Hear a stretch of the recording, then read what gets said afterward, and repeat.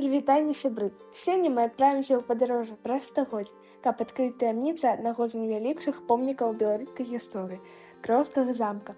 Асновай нашага праекта стане грунтовае вывучэнне прыроднага багацця Крэва, мясцовай гліны ў вёсцы Мялідаўшчына. Аграгарадок Крэва з'яўляецца невялікім паселішчам у Смаргонскім раёне Гродненскай вобласці. Калі мы прыехалі сюды упершыню, нас адразу зачаравала неверагодная прыгажосць гэтых мясцін. Самай уражлівай была сустрэча з Крэўскім замкам. Велічныя руіны, ахінутыя белай імглой, выглядаюць містычна і нават пагрозліва. Спачатку з'яўляюцца сілуэты вежаў, потым праступаюць абрысы сцен.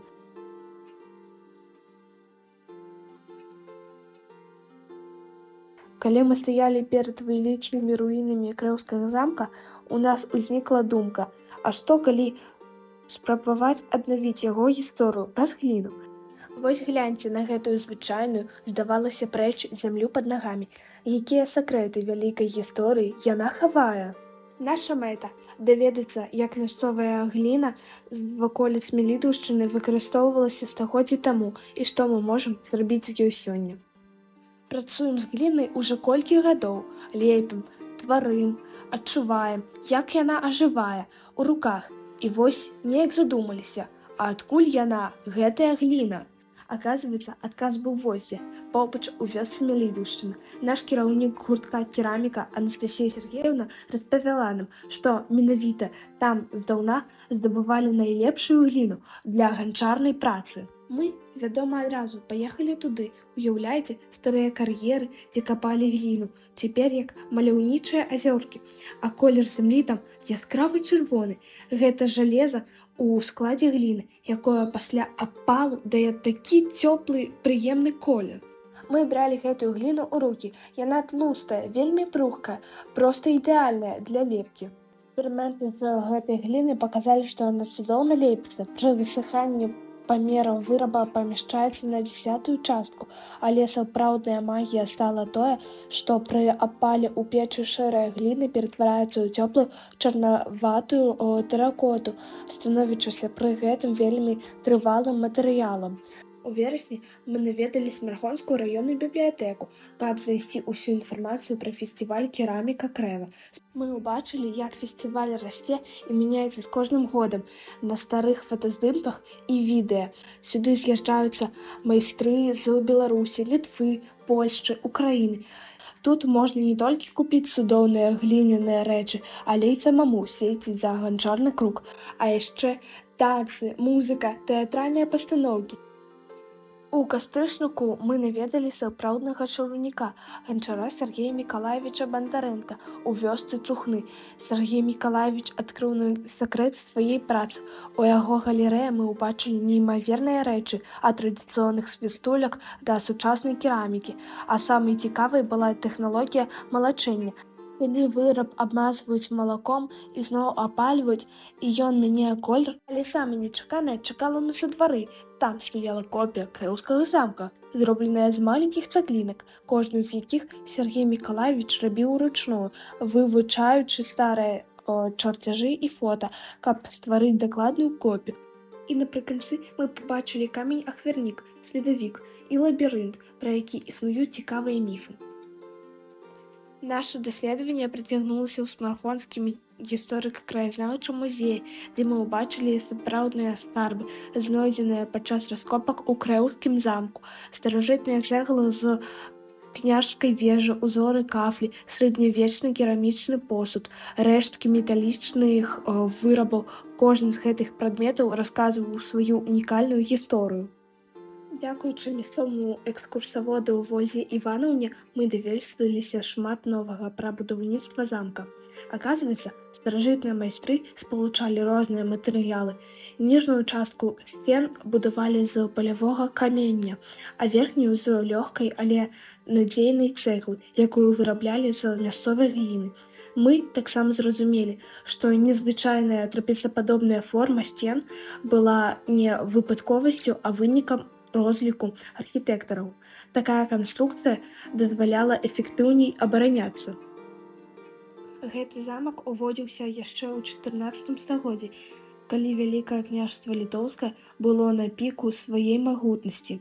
Менавіта тут адбылося падпісанне Крэўскай уніі, дагавора, які на стагоддзі вызначыў лёс нашых зямель. Асабліва цікавымі былі гісторыі пра вялікіх князёў. Мы даведаліся, як Вітаўт уцякаў з замка, знайшоў прытулак у Тэўтонскім ордэне, а пазней вярнуўся, каб стаць адным з найвялікшых кіраўнікоў нашай дзяржавы. Чулі і пра трагічны лёс князя Кейсцюта, і пра Ягайлу, чый шлях пасля падпісання Крэўскай уніі цесна пераплятаўся з польскім тронам. Другая частка нашай экскурсіі была самай незабыўнай. Мы прыехалі на тэрыторыю Крэўскага замка, дзе нас ужо чакаў экскурсавод. Мы пачалі з агляду ўсёй тэрыторыі, прайшлі па ўнутраным двары, дзе калісьці кіпела жыццё, пастаялі ля магутных сцен, дзе адчуваўся подых стагоддзяў. Экскурсавод паказаў нам месца, дзе ўзвышалася княжая вежа, і мы спрабавалі уявіць, як яна выглядала стагоддзі таму, стаячы на тым самым месцы, дзе адбывалася гістарычная сустрэча Ягайлы з пасламі. Мы таксама бачылі, як ідуць працы па кансервацыі замка. Асаблівае ўражанне на нас зрабілі месцы археалагічных раскопак. Хоць самі раскопкі ў гэты дзень не праводзіліся, мы маглі бачыць іх межы і нават зазірнуць у невялікі музей, абсталяваны прама у сцяне замка, дзе захоўваюцца апошнія знаходкі. Асаблівым адкрыццём для нас стаў паход на Юраву гару, якая знаходзіцца побач з замкам. Калі мы падняліся на яе вяршыню, перад намі адкрыўся неймаверны від. Пасля экскурсій пачалася наша праца над стварэннем дэкаратыўнага пано «Крэўскі замак». Праца над пано праходзіла ў некалькі этапаў. Спачатку мы падрыхтавалі гліняны пласт, раскатывалі добра памешаную гліняную масу, потым пераносілі контур замка на гліняную паверхню з дапамогай папяровага шаблону і іголкі. Наступным крокам было стварэнне аб'ёму і рэльефу. Мы паступова наляплялі пласціны гліны, фарміруючы сцены, вежы, будынкі ўнутры двара, роў з вадой і мост. Далей быў этап дэталёвай прапрацоўкі. Фактуру каменнай цэглянай кладкі стваралі з дапамогай іголкі і стрыжня ад ручкі. Прараблялі вокны і байніцы вострым стэкам. Потым афармлялі краі пано і рабілі адтуліны для мацавання. Фінальным этапам была сушка і абпалка. Па гэтай жа тэхналогіі мы стварылі пано «Князь Гедымін», выкарыстоўваючы малюнак са школьнага падручніка і гістарычнай крыніцы. Ідэя аддавіць у гліне вобразы выдатных дзеячаў Крэўскага замка нарадзілася падчас нашай першай паездкі. Першай нашай работай стаў князь Гедымін, другой князь Вітаўт. Мы старанна вывучалі старажытныя малюнкі і рэканструкцыі, каб дакладна перадаць іх вобразы.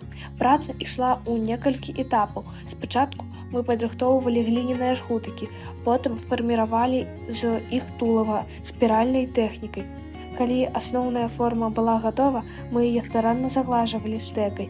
Асобна мы заляплялі галаву і прымацавалі яе да тулава. Самым творчым этапам стала работа над дэталямі.